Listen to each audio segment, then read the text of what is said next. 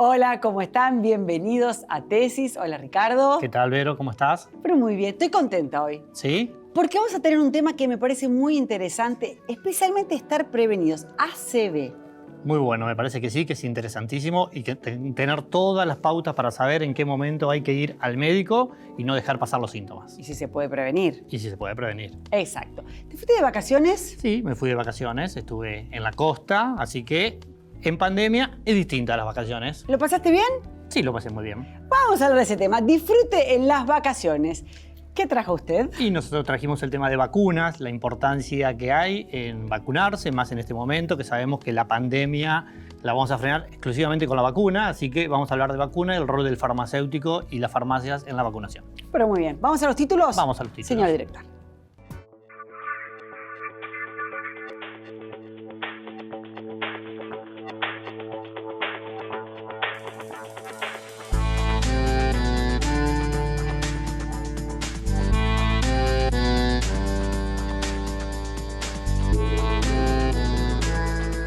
Muy bien, aquí estamos entonces con el doctor Alejandro Anderson. Hola, ¿cómo estás, Doc? Bien, muy bien, pero Bueno, vamos a hablar del ACV. ¿Qué es un ACV? básicamente es una lesión cerebral vascular con efectos que muchas veces son devastadores para el paciente o para la familia. El cerebro, fíjate vos que pesará 1,5 kilos y sin embargo en una persona de 70 kilos se consume la 1/4 parte del oxígeno que respirás. 1 litro de los 6 litros de sangre que te circulan por minuto se lo succiona el cerebro porque requiere mucha energía para funcionar. Así que si pensamos que el cerebro es una máquina fantástica y maravillosa, bueno, es una máquina cara de poner a funcionar. Claro. Consume mucho combustible. Y para eso, para funcionar bien, para poder que le llegue adecuadamente la cantidad de glucosa y la cantidad de oxígeno, tiene muchos vasos sanguíneos. Cuando alguno de estos vasos sanguíneos se te tapa o se rompe, tenés un ACV.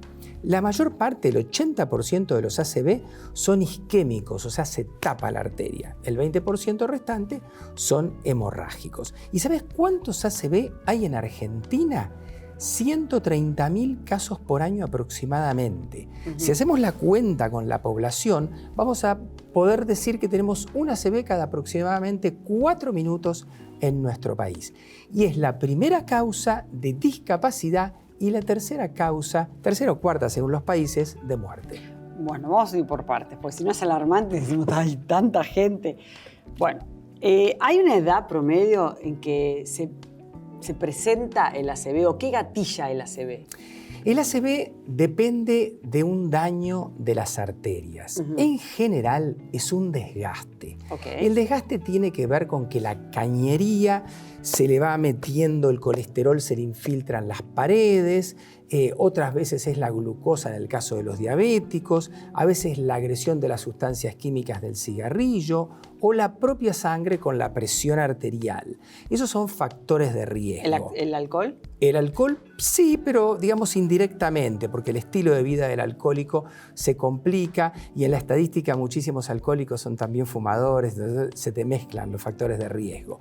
Pero no solamente las arterias se te pueden desgastar y que ahí vas a encontrar que con el curso de los años la incidencia y prevalencia es mayor, pero a veces vienen mal formadas. O sea, una persona joven puede tener un ACV porque nació con una arteria con la pared debilitada. ¿Viste que las arterias se ramifican como un arbolito? En los lugares donde se ramifican las arterias que tienen 3 capas, la capa del medio, que es la que le da fortaleza, a veces no se forma. Y allí entonces por presión se te empieza a formar como un globito que un día explota y ese es el famoso aneurisma que claramente compromete muchas veces a la gente joven y es una absoluta sorpresa porque se trata de un paciente que nunca tuvo nada, que no tiene factores de riesgo y que un día tiene un ACV hemorrágico importante. Así que lo puede tener la gente joven, pero en general es la gente de más edad. ¿De más de cuántos años? Y te va creciendo. Si vos decís, vamos a ver, ¿cuántos ACV hay a los 30 años? ¿Cuántos hay a los 40? ¿Cuántos a los 50? ¿Cuántos a los 60? Va creciendo. Más es edad dependiente. ¿Hay algún grupo que tenga más riesgo que otros? Sí, por supuesto. Los que tienen los factores de riesgo más marcados, hipertensión arterial, tabaquismo, sedentarismo, sobrepeso, diabetes mal controlada, homocisteína, que es un aminoácido que se mide en sangre. Los que tienen alteraciones metabólicas tienen mucha más chance de tener este tipo de cuadro. Y es importante tener este dato porque uno tiene que hacer prevención del ACV. Y la frase, el ACV se previene, es cierta. El ACV se previene mucho. ¿Por qué?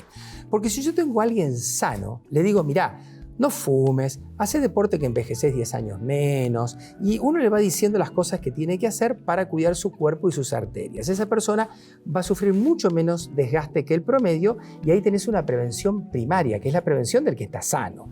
Ahora, vos también podés hacer la prevención si un día tuviste un episodio donde de golpe uno dejó de ver con un ojo, menos fuerza en un brazo, un hormigueo, o estoy hablando y no, tengo una disartria. Hay gente que tiene un ACV muy cortito que revierte, que se llama accidente isquémico transitorio. Esa persona tiene que consultar porque uno la puede estudiar, lo puede tratar y hacer esa prevención que le podemos decir secundaria para que no se le repita, porque al 30% se le repite el accidente isquémico transitorio y al 30% se le repite como algo definitivo. Alejandro, y si genéticamente, ¿no? Mis abuelos, mis padres, alguien padeció un ACV. ¿Yo tengo la predisposición de tenerlo? ¿Hay algo que me lo gatille o puedo prevenirlo también con medicación? Tenés que estudiarte porque hay varias opciones. Quizás en ese grupo familiar, acá de ficción, encontramos con que tenemos el colesterol elevado en todos los integrantes. Tenés una dislipemia familiar, pero a lo mejor tenés una hipertensión arterial familiar o a lo mejor tenés aneurismas en la familia. Y después quería contarles que también hay una especie, entre comillas, de prevención, por decirlo así, porque nuestro objetivo es que no se concrete el ACV, que es la primera causa de discapacidad. Cuando vos ves a alguien caminar por la calle discapacitado, con hemiplegia o con algún otro tipo de trastorno, que no puede hablar, la mayoría es por una secuela de ACV. Perfecto. Entonces tenemos que impedirlo. Si alguien está cursando un ACV, la gente de la calle se tiene que dar cuenta que está cursando una ACV, así como reconocen un infarto cardíaco. La gente sabe mucho más los temas de cardio. Vos tenés que reconocer que esa persona está en riesgo o el paciente, llamar a una ambulancia, llegar, y si vos antes de las 3 o 4 horas estás en un lugar donde te lo diagnosticaron, te hicieron una tomografía, sabés que tenés un ACV isquémico, te pueden inyectar un producto que te disuelve el trombo. Perfecto, Ale, qué interesante. Vamos a volver a invitar.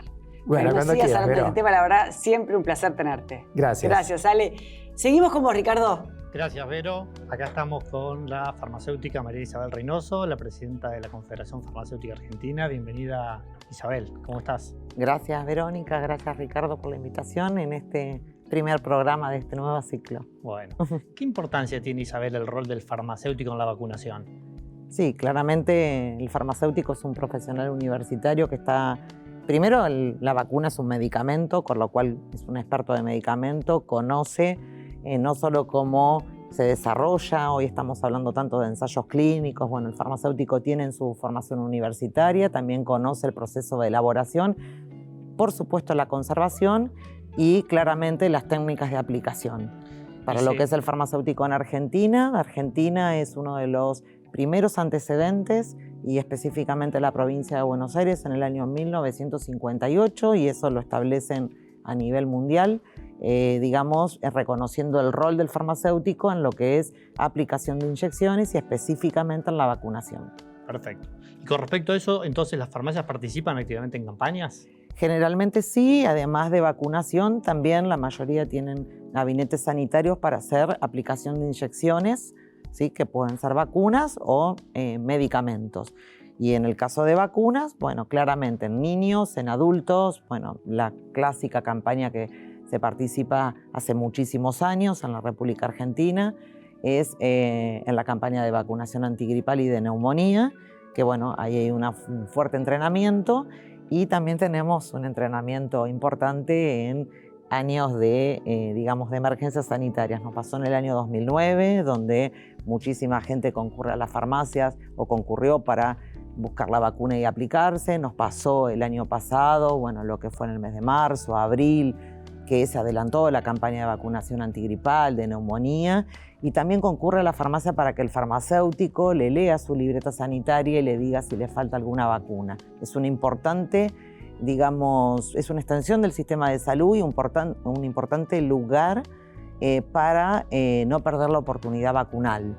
¿Y qué tipos de vacunas existen en general que se dan en farmacia, diríamos, cuáles son las que se aplican.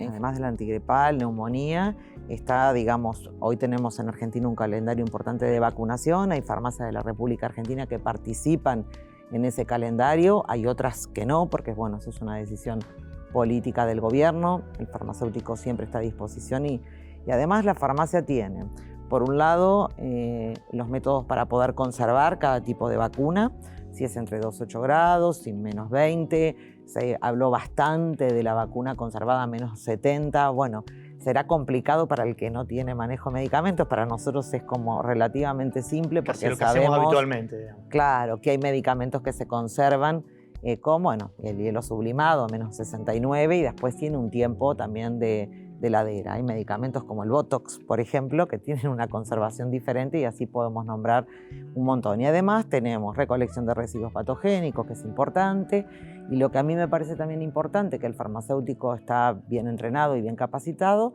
a llenar la planilla SAVI, que es la planilla, el reporte ANMAT para efectos adversos atribuibles a la vacunación. Eso es extremadamente importante en todas las vacunas, porque todas provocan efectos adversos como dolor en el lugar de la aplicación, la mayoría se aplican en el músculo deltoides, bueno, tenés vacunas como la de rotavirus que es oral, o sea, hay diferentes vías de administración, pero es importante reportar el efecto atribuible si hay un efecto adverso, que puede ser temperatura, dolor en la zona de aplicación, efectos leves, pero la persona que se vacuna tiene el farmacéutico de cercanía o lo llama o vuelve a la farmacia el otro día y el farmacéutico hace el reporte. Y en esta nueva campaña que se está empezando de vacunación de COVID, ¿las farmacias están incluidas? ¿Qué es lo que estamos Nosotros viendo? enviamos en el mes de agosto del año pasado una carta al presidente de la Nación poniendo a disposición toda la red de farmacia por esto que te contaba.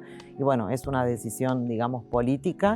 Todavía no nos han convocado, pero bueno, el farmacéutico y las farmacias de la República Argentina están, digamos, como siempre lo hemos estado, como lo estuvimos desde el principio de la pandemia, para poder vacunar si es que el gobierno entiende que el rol del farmacéutico es importante, como así lo están haciendo Inglaterra, Estados Unidos. Arrancó primero, digamos, con la parte pública, porque bueno, claramente la disponibilidad de vacunas es escasa, está todo el mundo buscando, digamos, vacunas, y también algo importante porque se crea, digamos, una grieta. A ver, no hay que dudar, el agua y las vacunas son los dos elementos, para prevención por excelencia. Son los dos elementos que han salvado muchísimas vidas.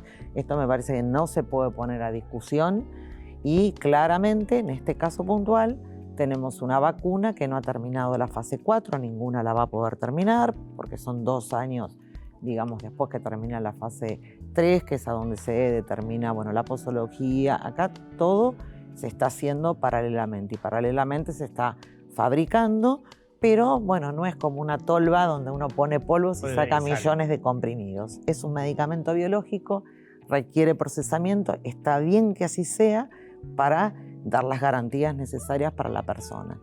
Los farmacéuticos estuvieron desde el primer día, me consta, en la primera línea de atención cuando empezó esto de la pandemia del COVID. ¿Cómo afectó al sector? ¿Cuántos contagios han habido? ¿Cómo está ayudándose a los farmacéuticos afectados? ¿Hay ayuda pública? ¿Qué nos puedes contar de eso, Isabel? Sí, bueno, nosotros como Confederación Farmacéutica nos preparamos, el primer protocolo lo sacamos el 13 de marzo, tomando en cuenta el relevamiento de FIP, que es la Federación Internacional de Farmacia, y lo que estaba sucediendo en países de Europa. Así que cuando se decreta el aislamiento, que quedaron muy pocos servicios, el farmacéutico estuvo de primera instancia. Así que con ese protocolo pudimos sortear toda la primera etapa bien. Claramente en el mes de agosto, septiembre, octubre, el nivel de contagio en las farmacias, por esto, a ver, le toma la presión a un paciente, le aplica una inyección, atiende pacientes todo el tiempo, o consultas en el gabinete, con lo cual está expuesto permanentemente, no solo el farmacéutico de la farmacia comunitaria, sino también el farmacéutico de las farmacias de hospitales. El farmacéutico de la logística también trabajó, el farmacéutico de la fabricación de medicamentos digamos, estuvo todo el tiempo. Vos sabés también que todo lo que es insumos, barbijos, todo eso requiere de un farmacéutico también director técnico. Así que, y la realidad que hubo un importante número, habíamos hecho una proyección, la duplicamos y estamos asistiendo con ayudas económicas para aquellos farmacéuticos, digamos, que no la están pasando bien. Ahora estamos teniendo foco en el interior del país y en el interior de la provincia de Buenos Aires. Estamos muy preocupados por la situación de la costa. Se están enfermando, se están recuperando y desde las entidades farmacéuticas los estamos asistiendo con ayudas económicas, con asesoramiento y también con convenios para que podamos tener rápidamente los resultados de los test. Eso también lo hemos hecho y lo vamos a seguir haciendo. Y por supuesto, ojalá todos los farmacéuticos nos podamos vacunar, así como, bueno, primero el personal de salud UTI, después el personal de salud no UTI como nosotros, después los mayores de 60 y así todas las franjas etarias como para poder tener cobertura y poder sortear esta pandemia. Bueno. ¿Qué va a ser para fin de año? Sí. Bueno, muchas gracias Isabel por haber pasado por tesis de salud y bueno, vamos a ver este informe. La importancia de un medicamento es la de su capacidad para aliviar, prevenir o mejorar enfermedades. La conservación adecuada de los medicamentos es fundamental para que puedan mantener su actividad farmacológica de la forma esperada. Algunos consejos para conservar los medicamentos sin que pierdan su calidad son: guardarlos en un lugar seco, fresco y fuera del alcance de los niños. No exponerlos a la luz solar ni al calor. Evitar guardarlos en el baño o en la cocina por los cambios de humedad y temperatura. Conservarlos siempre en su envase original con el prospecto. Antes de utilizarlos, chequear la fecha de vencimiento. Y no tomarlos si su aspecto, color o sabor cambió. Algunos medicamentos requieren ser conservados en frío. Estos deben ser guardados en la heladera, nunca en el congelador o freezer.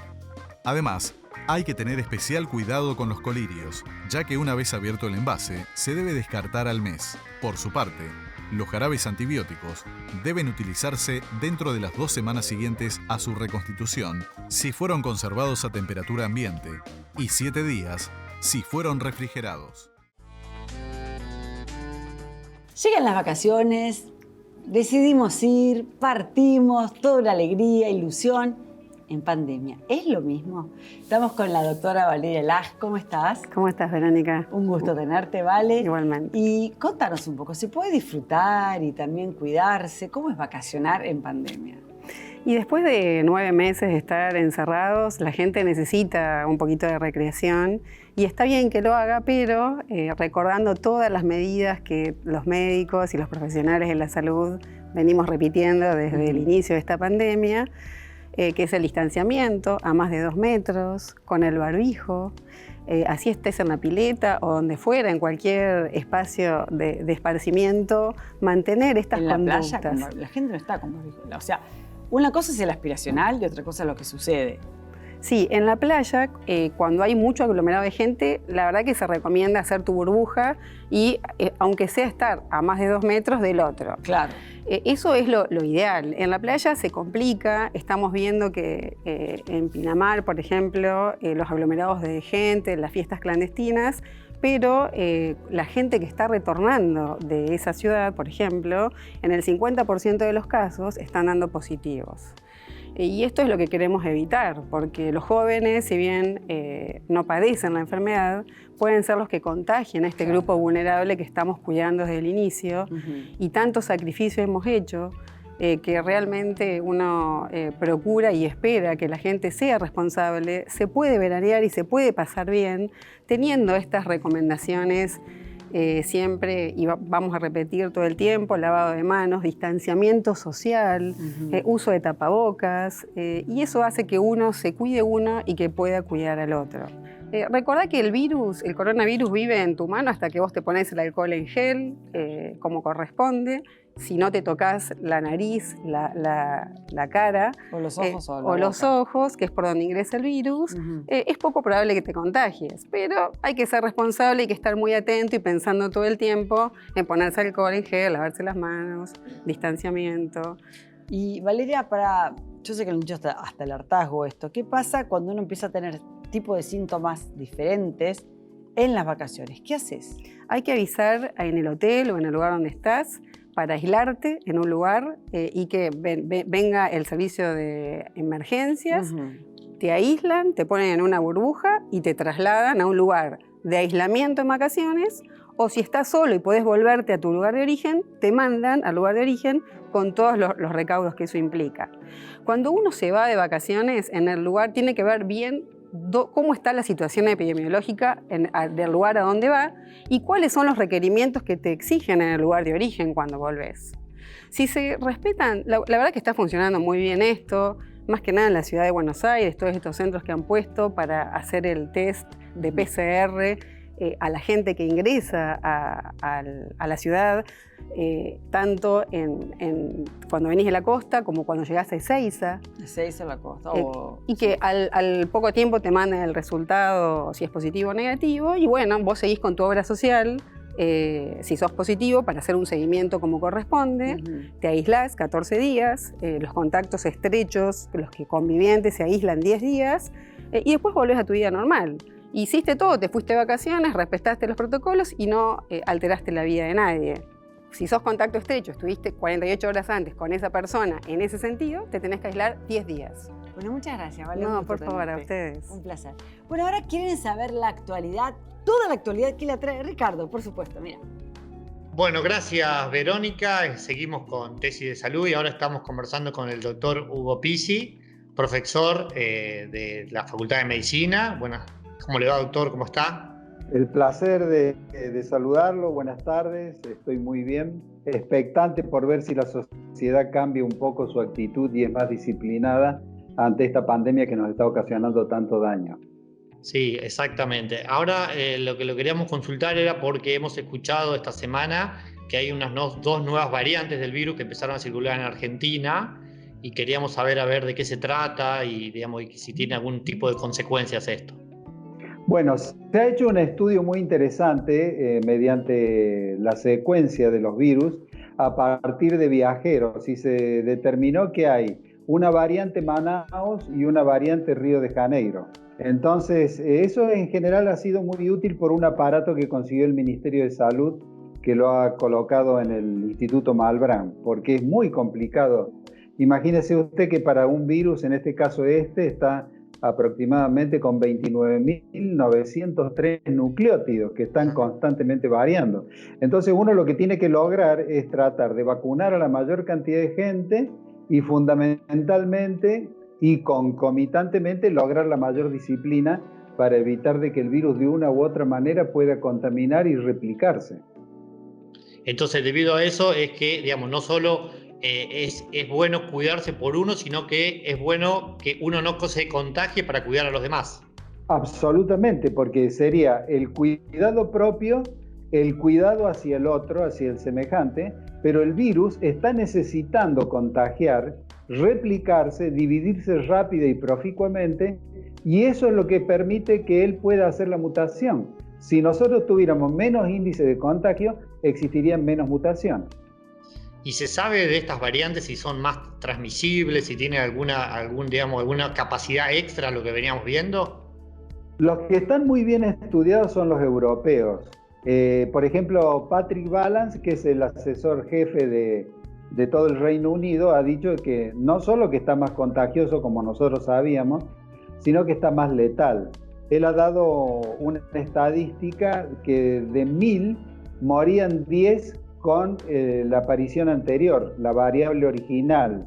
Y ahora con están muriendo más o menos 13 personas, que es un porcentaje bastante grande, son 3 puntos más. Y la prueba evidente está que hay países como Alemania, que colapsó el sistema sanitario, Inglaterra y fundamentalmente el caso caótico de Portugal.